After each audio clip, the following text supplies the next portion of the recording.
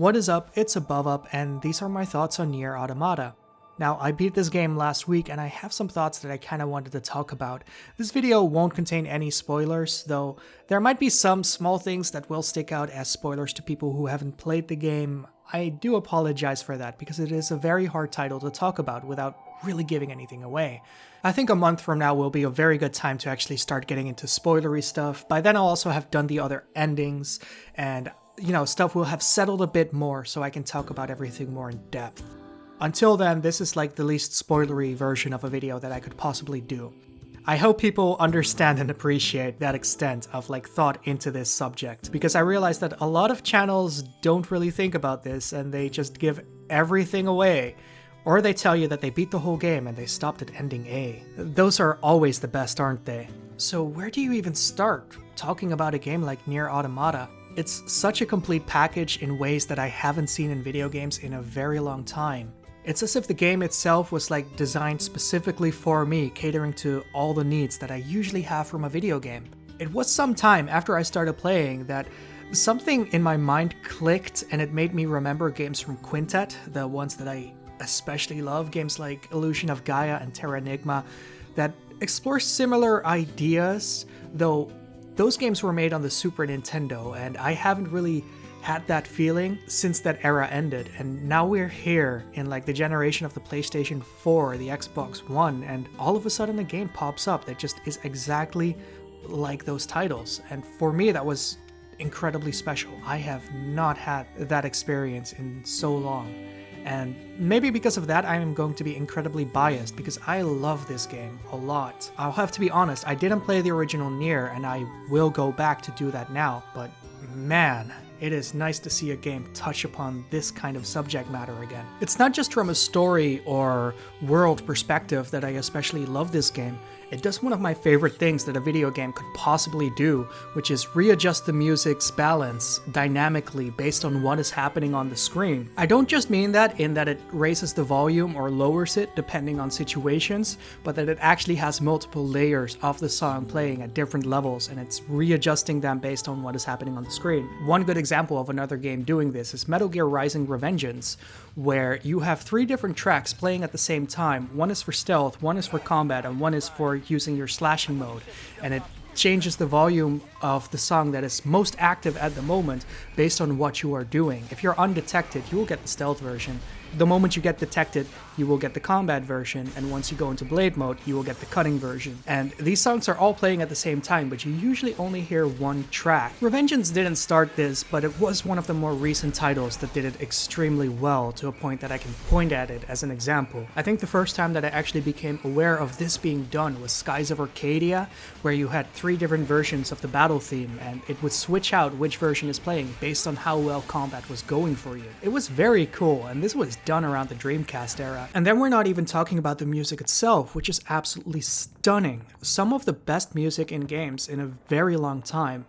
Now, I haven't played the original NieR, and I keep hearing people say that that soundtrack was actually even better. I can believe it, because it's the same composer doing the music, and it's in a similar vein. So it probably also pops out more because that's the first time a lot of people heard that type of music. Not to discredit that the music there is better, I just have no personal experience with it inside a game. It's very different to hear a song separately outside of a game and to then hear it inside the game. So maybe after I experience NieR for myself, I can join that crowd saying that. At this moment, I can't really comment, but the music in NieR Automata is the best music this generation quite easily. The gameplay is good. I mean, it's Platinum Games. For them, it's kind of simple compared to some of their other titles. This is more of an action RPG than it is like a Bayonetta or a Revengeance or a God Hand. So it's not focused on gameplay alone. And I've seen people go in and just expect it to be entirely about gameplay, and even calling it a action fighter or whatever.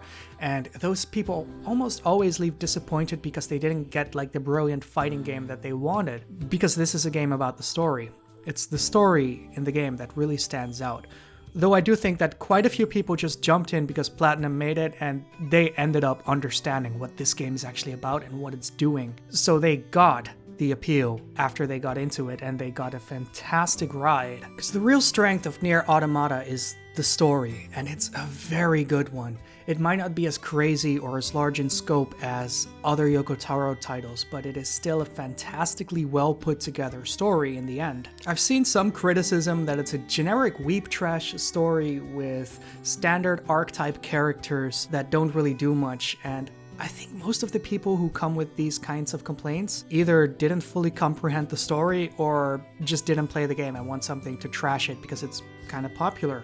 After finishing the game and getting endings A to E, I'm sure that those people are just regurgitating stuff that they heard elsewhere rather than actually having played the game, because man, ending E, that just tripped me up completely. And I am going to be sad for the people that play this offline, because there are stuff in the ending that are like online only. When this game gets cracked like de novo and people on PC pirate it and they can't go online, they're missing out on something incredibly special with this. One of the things that is interesting with the voice acting within this game is that it actually adds a good layer to the characters. It's something that you usually don't really see with voice acting in video games, where people just kind of read the lines and they do put down the character well, but it's not more than what the character already was on paper. Where in this game, 2B especially, is a character that stands out because of the voice acting. The voice acting actually adds that layer that doesn't make sense until the end of the game, where it becomes clear that a lot of what she puts down, this archetype of this serious character, is a pretense. You usually don't get that well done through just voice acting alone, and both the English dub and the original Japanese voice lines are just great for this. They actually convey this very well. Now, of course, it's not just the voice acting that makes this obvious what is happening with this character. The different perspectives that you get across the multiple playthroughs especially outline what is actually going on with this character, and it's something that happens with a lot of the different characters, because playing as 2B and then later playing as Redacted, it changes a lot. You see characters interact with the other characters during the same situations in very different ways, and it gives away a lot about what is actually happening and why these characters are acting the way they do. And man, then you get to the end and it's like, oh, okay, well. And that's the kind of game that it is. You might look at this and go, oh, hey, that's a spoiler. No, it's not really. Like, I'm not even talking about a specific ending. A whole bunch of endings have that, oh, feeling going for it, and that is what makes Automata like such an appealing game to play multiple times to get through all the endings. Because that's one thing that a lot of people always trip over, that you have to beat the game more than once to get the true ending. And it's not in the sense of like you'd have to beat Persona 4 like twice to get the true ending, and you have to go through this 50-hour JRPG like 500 times to get everything that you wanted to see. Ending A until E you can do in the length of a regular like video game. The first ending you can get within the first 20 hours or so, and it just keeps stacking like that.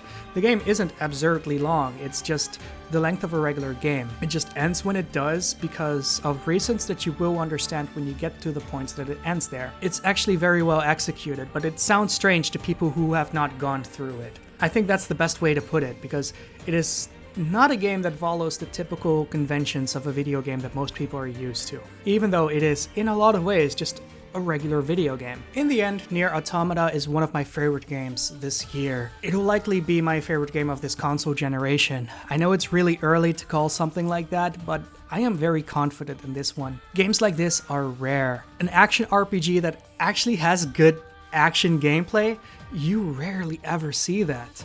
And one that also has a story that is as well-paced and involved as this one, even rarer.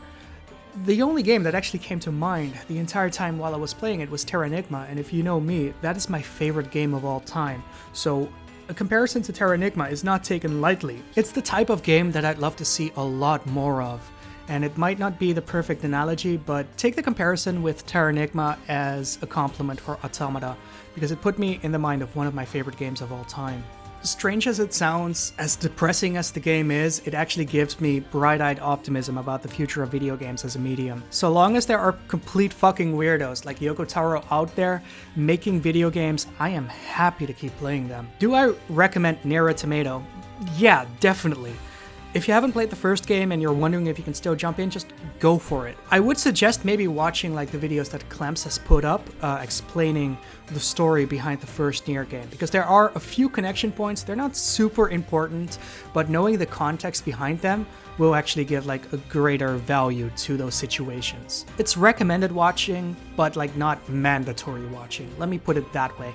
Plus, Clemps is a good boy, and go watch him if you haven't seen his videos. That said, this was AboveUp. I hope you enjoyed this video. I've been messing around with how I record everything. I hope things sounded better than the previous videos.